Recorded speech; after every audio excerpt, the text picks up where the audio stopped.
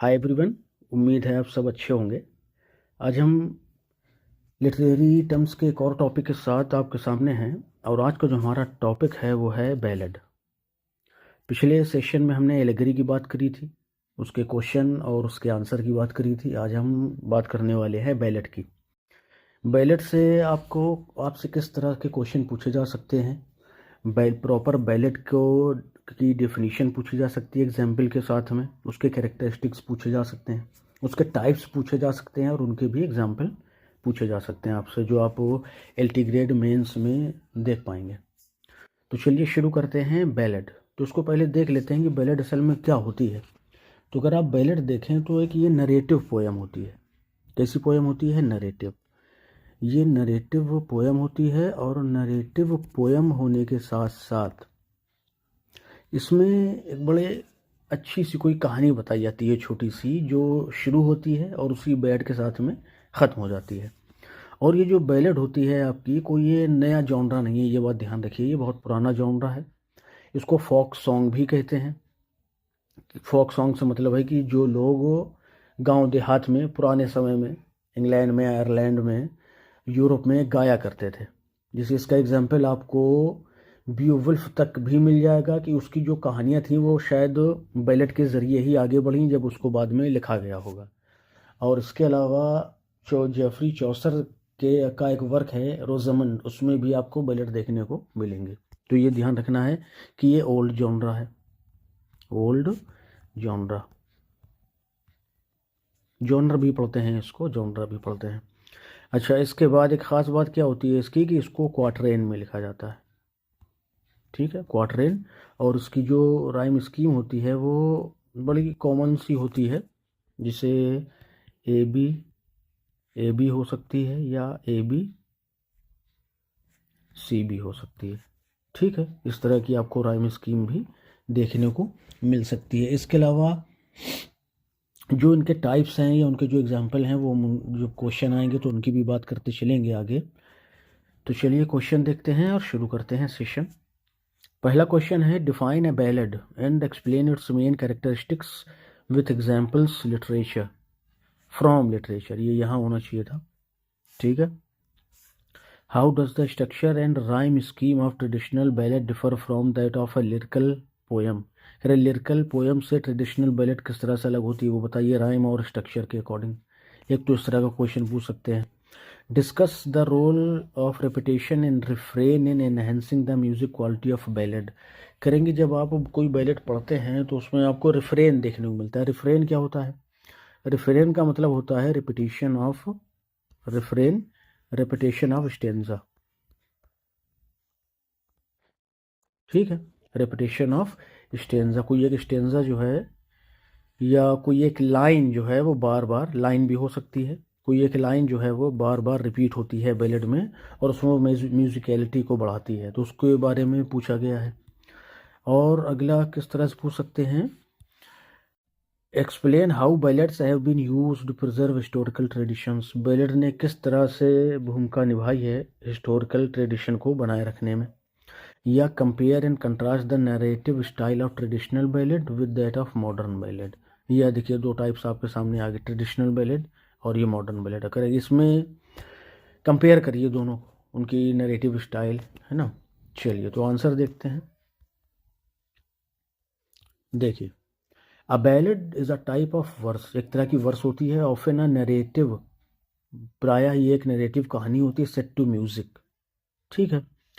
It was popular in Great Britain, ये Great Britain में popular थी, इन आयरलैंड और आयरलैंड में भी, from the late middle ages, late middle ages से कब तक? 19th सेंचुरी तक। And later spread to Europe, Australia, Africa and the America, और बाद में ये यूरोप, ऑस्ट्रेलिया, अफ्रीका, अमेरिका में भी फैल गई। मेनी बैलेट्स, बहुत सारी जो बैलेट हैं वो क्वाट्रेन्स यूज, क्वाट्रेन्स जो जिनकी rhyme scheme A B C B या ए बी होती है। ठीक है।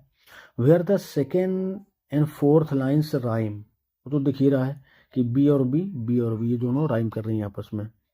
Ballets were often printed as broadsides and later became a term for slow songs. पहले क्या था कि इनको ब्रॉड साइड्स के तौर पर प्रिंट किया जाता था, लेकिन बाद में स्लो ये लव सॉन्ग के रूप में जाने जाने लगी, specially in pop and rock music, और ख़ास तौर पर पॉप और रॉक म्यूज़िक में। ठीक है, यहाँ पर फुल स्टॉप लगा दीजिए। आगे देखिए, द वर्ड बैलेड, इसकी उत्पत्ति कहाँ से है वो देख लेते हैं। कम्स फ्रॉम मेडिएवल फ्रेंच चेंसन बैलेडी और बैलेड। चेंसन बैलेडी यानी या बैलेड से लिया गया, मीनिंग जिसका मतलब होता है डांसिंग सॉन्ग। ठीक है, फ्रॉम लैटिन बैलेयर, और जो उसका लैटिन वर्ड है वो क्या है, बैलर है। या आप कहेंगे कि फ्रेंच वर्ड आपके बैलेडी से या बैलेड से बैलेड लिया गया है, जिसका मतलब डांसिंग सॉन्ग होता है, या लैटिन का वर्ड है ब्लेयर, उससे लिया गया है, जिसका मतलब भी डांस से ही रिलेटेड है, टू डांस, डांस करना।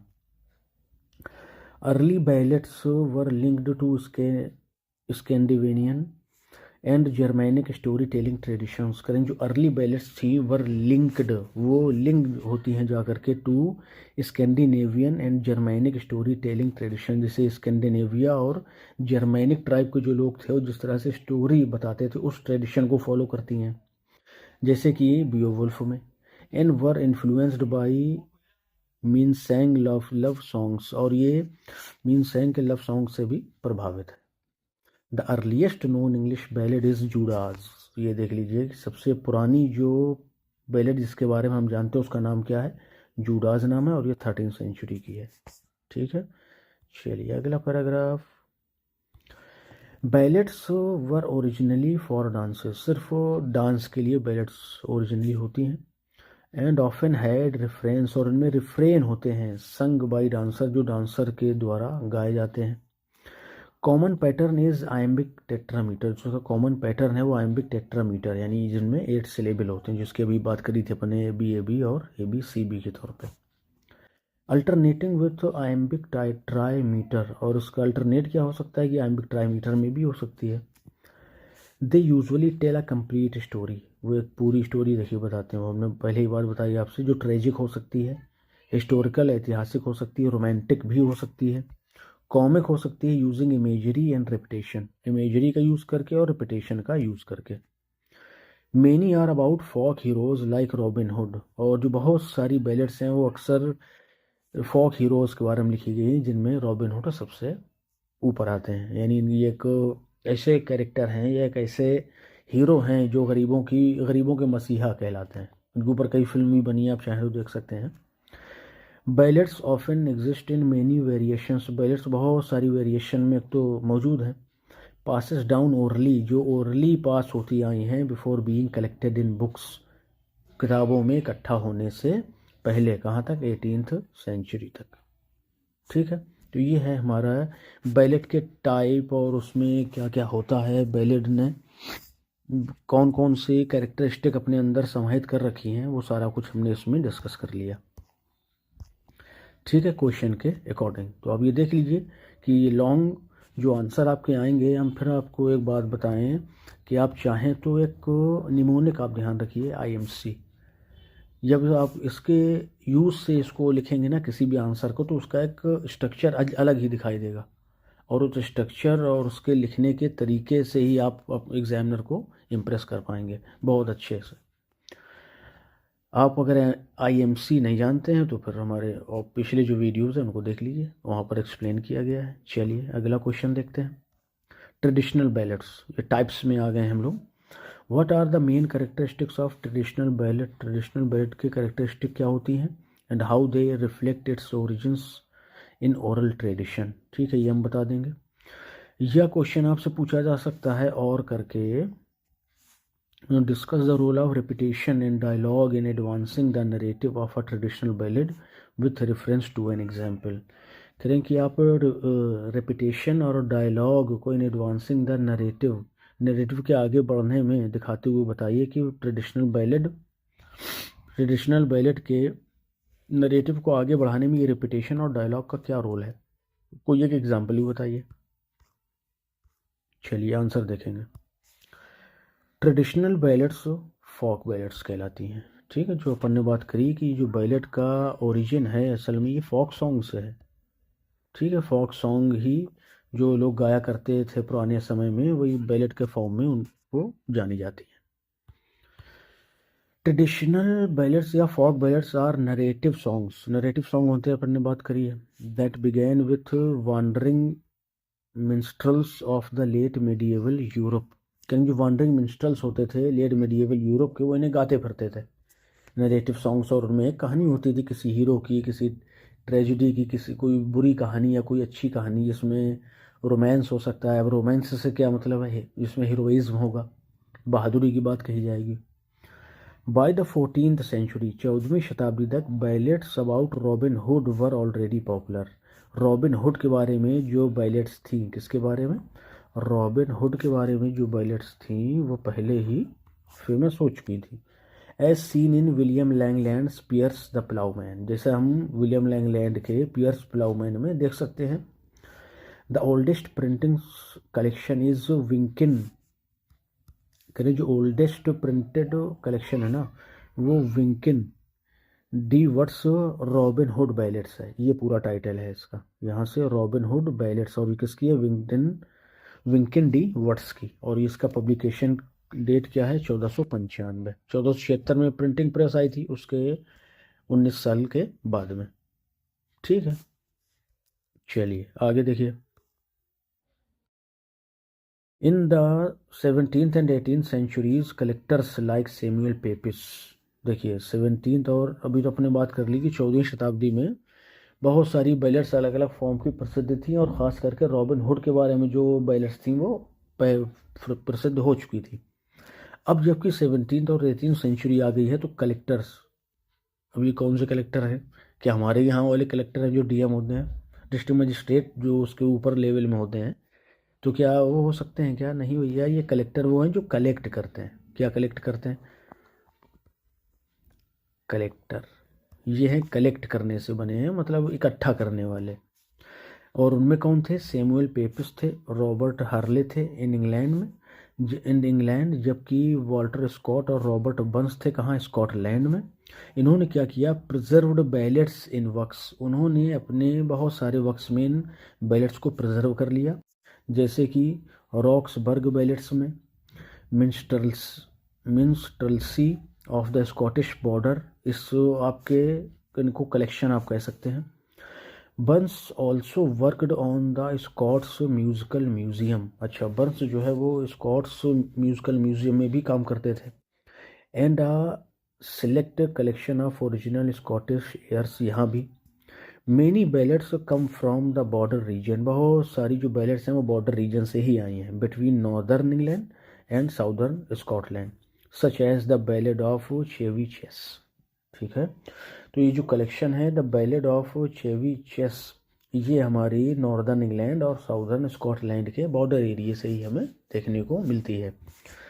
तो देखेंगे तो आप ये कुछ नाम ध्यान रख सकते हैं, Samuel Pepys, Robert Harley, Walter Scott, Robert Burns, इन्होंने पुरानी बैलेट्स को इकट्ठा किया और उन्हें अपने अपने कलेक्शन में प्रिजर्व कर लिया हमारे लिए, नहीं तो कहाँ हम जान पाते, कहाँ पढ़ पाते।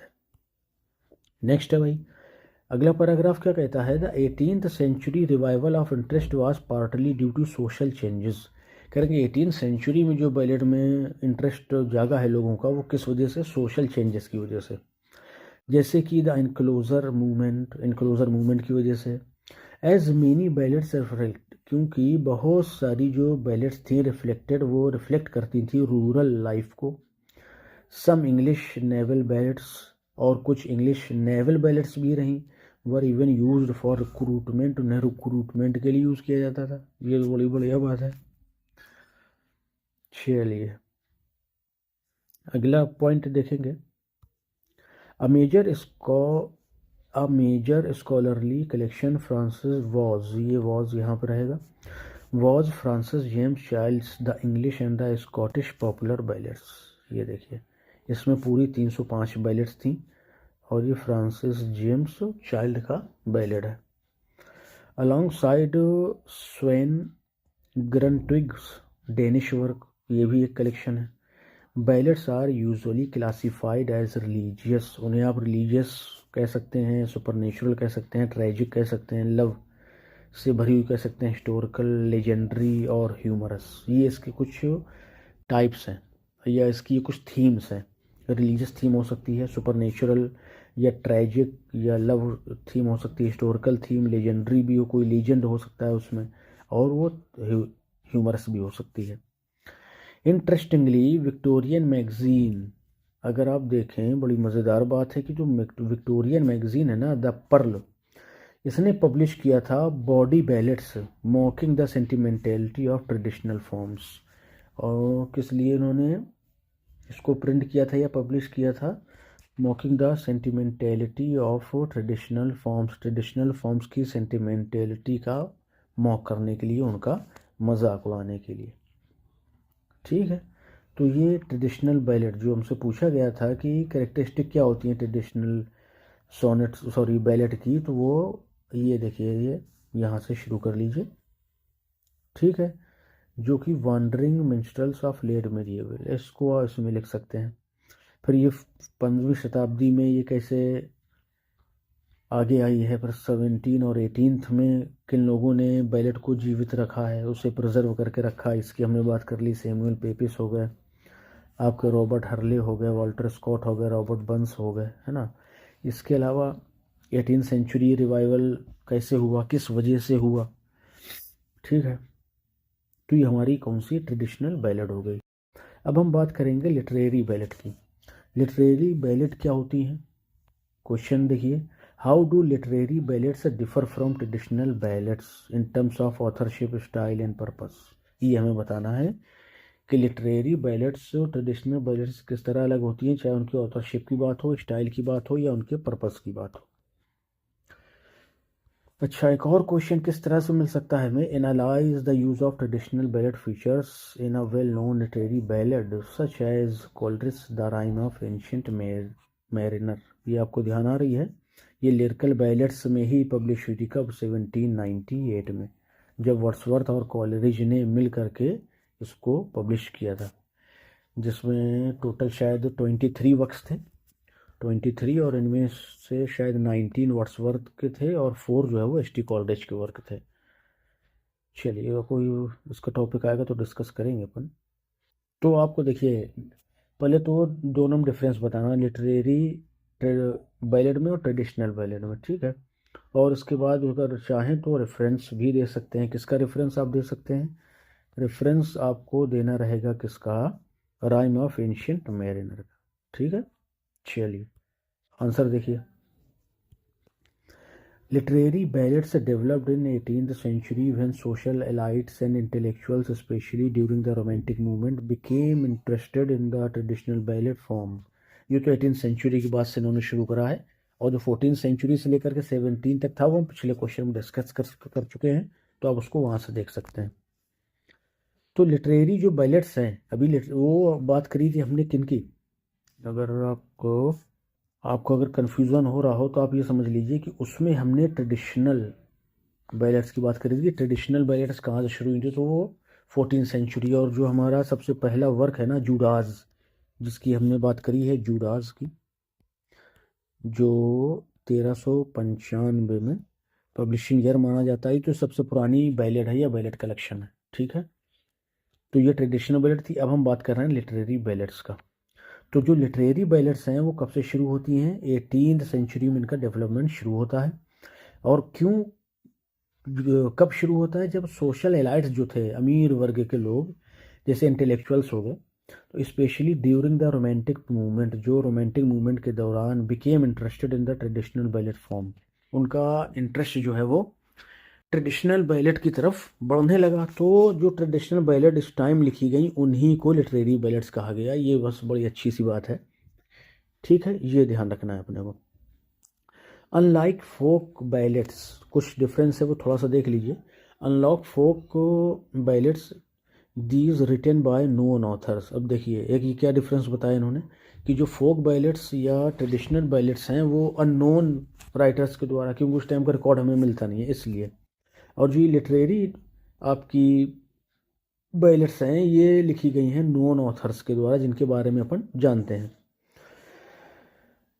जॉन कीट्स हैं हमारे, एच.टी. कॉलरिज हैं हमारे, बहुत सारे हैं, भी नाम आएंगे सबके। तो ये नोन ऑथर्स के द्वारा लिखी गई। Who often imitate the simple natural style of oral tradition, और इन्होंने भी ओरल ट्रेडिशन को ही फॉलो किया जो कि प्राकृतिक स्टाइल है और नेचुरल और सिंपल सीधी सादी सी स्टाइल है। अच्छा, in Scotland Robert Burns and Walter सियोफ both collected and composed ballads. ये स्कॉटलैंड की बात हो गई कि वॉल्टर सियोफ और रॉबर्ट बर्न्स ने स्कॉटलैंड में बैलेट्स को इकट्ठा किया। Mending folk inspiration with literary craft, और इन्होंने फॉक इंस्पिरेशन को लिटरेरी क्राफ्ट में मिला दिया। तो ये हमारी लिटरेरी बैलेट सामने आ गई। अच्छा, इंग्लैंड की अगर बात करें, in England William Wordsworth Samuel Taylor Coleridge यानी S T Coleridge published lyrical ballads कब 1798 में, which include Coleridge famous ballad The Rime, rome हो गया ये, नहीं राइम होगा भाई, Rime of ancient Mariner romantic है। तो ये उस समय पब्लिश हुई, तो इसको भी आप लिटरेरी बैलेट की कैटेगरी में रख सकते हैं। नकल और जो स्टाइल थी ये कॉपी उन्होंने वहीं से करी थी, ट्रेडिशनल या फोक ट्रेडिशन से, ठीक है ना। Romantic poets like Wordsworth Coleridge Keats admired the direct language and story telling of folk ballets.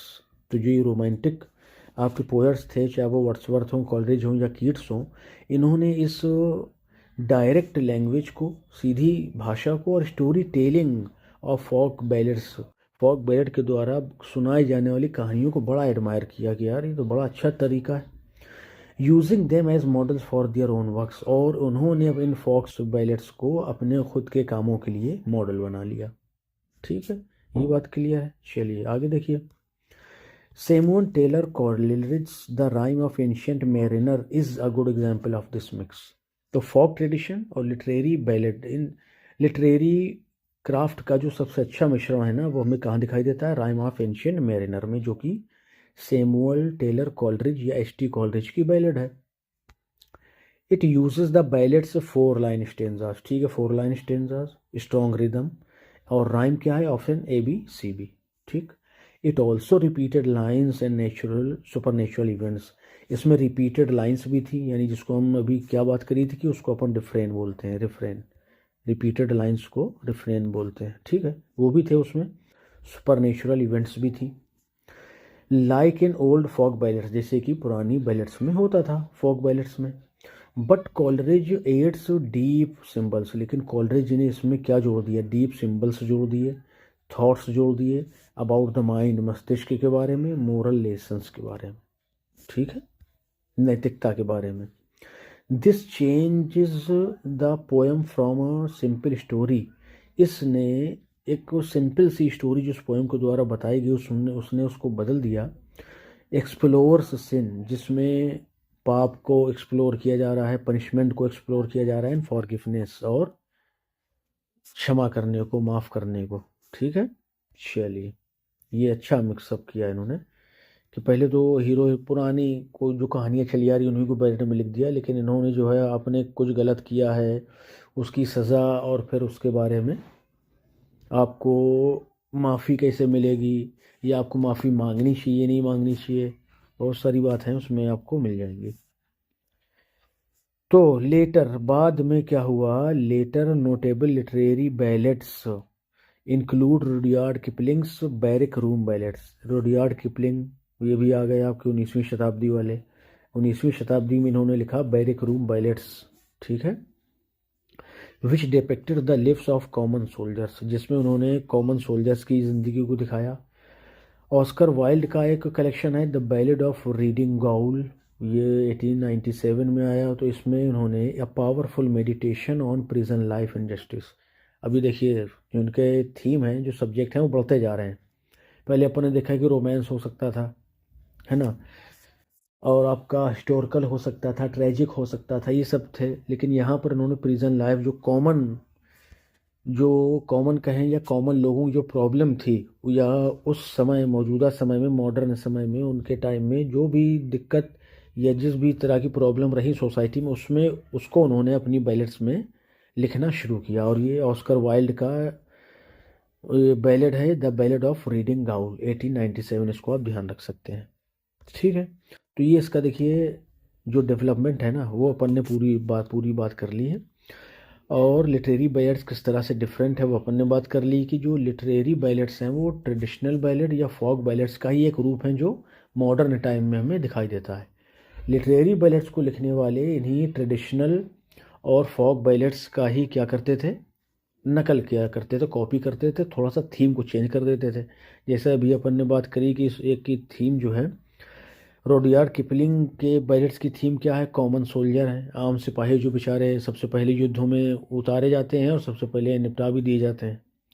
Oscar Wilde की बैलेट के बारे में बात करें तो इसमें जो है प्रिजन लाइफ और जस्टिस के बारे में बात की गई है। तो देखिए काफ़ी कुछ चेंज आपको सब्जेक्ट में दिखाई दे रहा है, लेकिन जो इनकी राइम स्कीम है ना वो लगभग वही रही जो पुराने समय में थी। ABCB ABAB मतलब सिंपल लैंग्वेज, लेकिन जो उनके विचार हैं वो हाई क्वालिटी के होते थे। ठीक, चलिए तो आगे हमारी ओड शुरू होगी अगले लेक्चर से, तो हम आगे ओड की बात करेंगे।